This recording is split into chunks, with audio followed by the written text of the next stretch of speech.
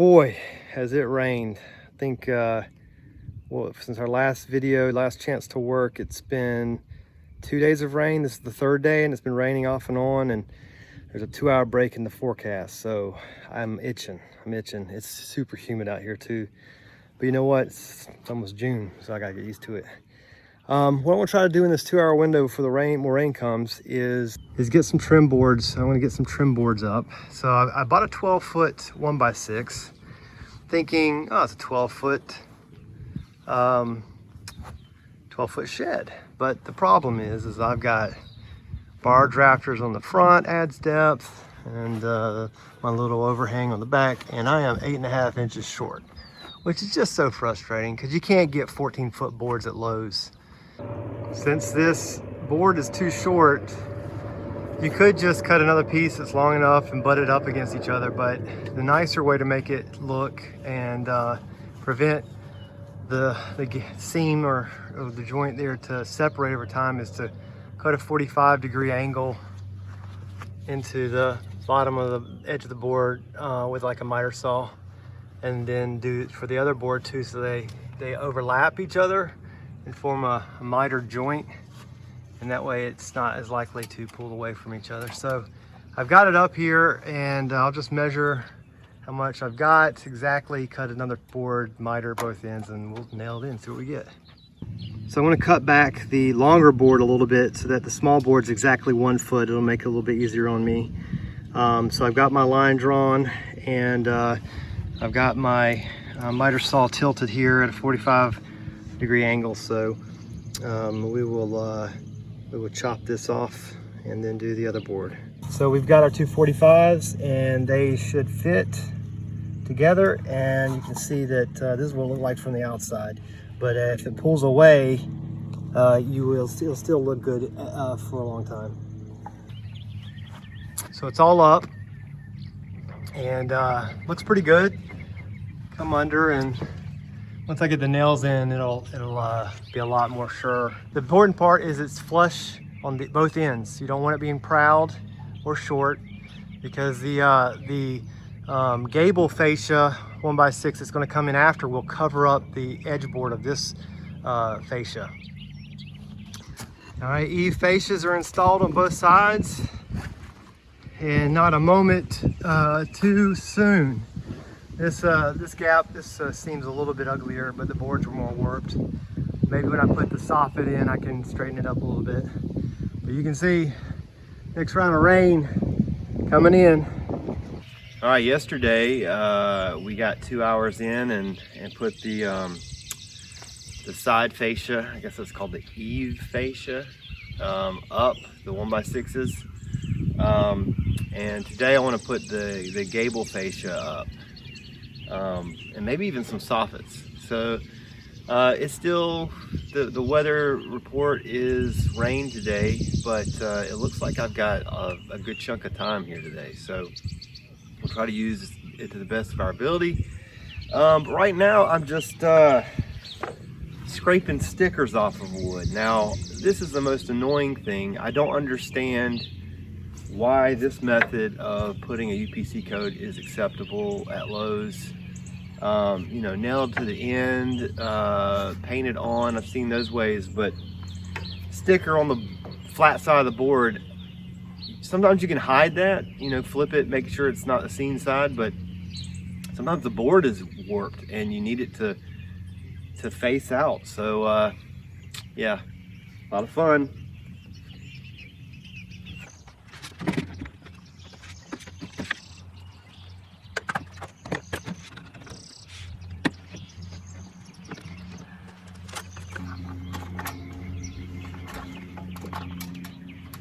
And it's actually not long on the tail. I gotta think about that. All right, talked with Lee, and you know, you can see it's just short of covering up that side fascia, maybe an inch. But other than going to the store and buying a longer board, this is an 8-foot board, I'm just gonna have to cut it back and do a 1-foot strip, much like I did when I came up short down here. So I'll miter the joint at 45 again, and Unfortunately, I'll have a slight seam, but you know, put some paint on there and hopefully no one will ever notice. I might actually, he suggested use some wood glue in that joint too, which I didn't do back here. Kind of hate that I didn't now. Now that I'm happy, I need to come down to this end. You see I've got this overlap here and you don't want that, right? So I'm gonna draw a little marked line and we'll actually cut that so that it's nice and flush with the side fascia.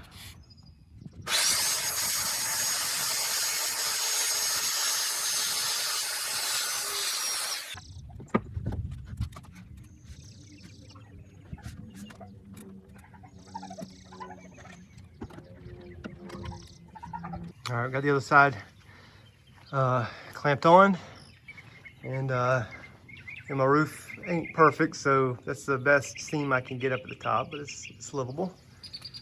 And here's the seam where I had to cut back the 8-foot board and add a 1-foot extension. And it'll be all right again. Not perfect, but it'll be all right. And of course, we're gonna come on the back side here and trace the line because we don't want any of this overhang. I nailed the big board, the longer stretch of board at the top and the bottom, so it's gonna be where it's gonna be. Got the board cut in place, and I'm just gonna take it back down, put some glue on the joint.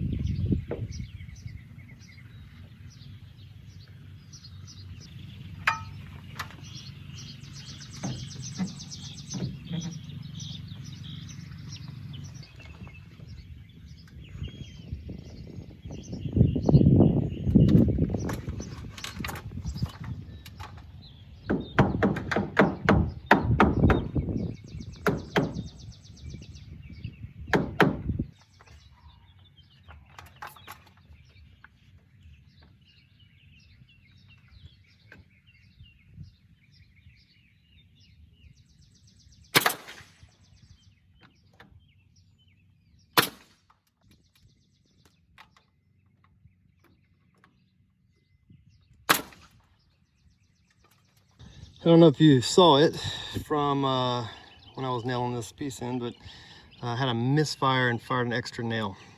Fractured the board, put a hole through my roofing, and bad.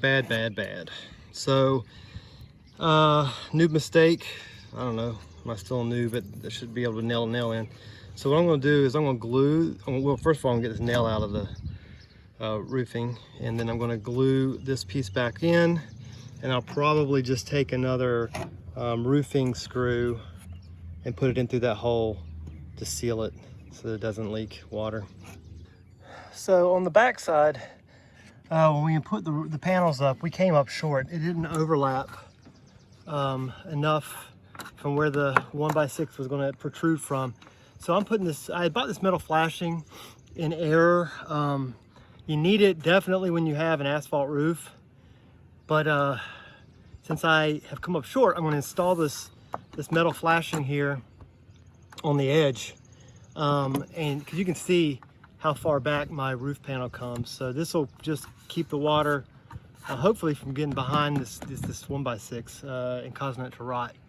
So that's the idea. I've got it up here with clamps. I cut it in the middle and bent it over, and I'll have some overlap with the next piece that I cut to continue the way down. So now it's just grabbing some roofing nails and nailing this thing in. All right, that's gonna bring this day to a close. So you can see I've got the trim on the front.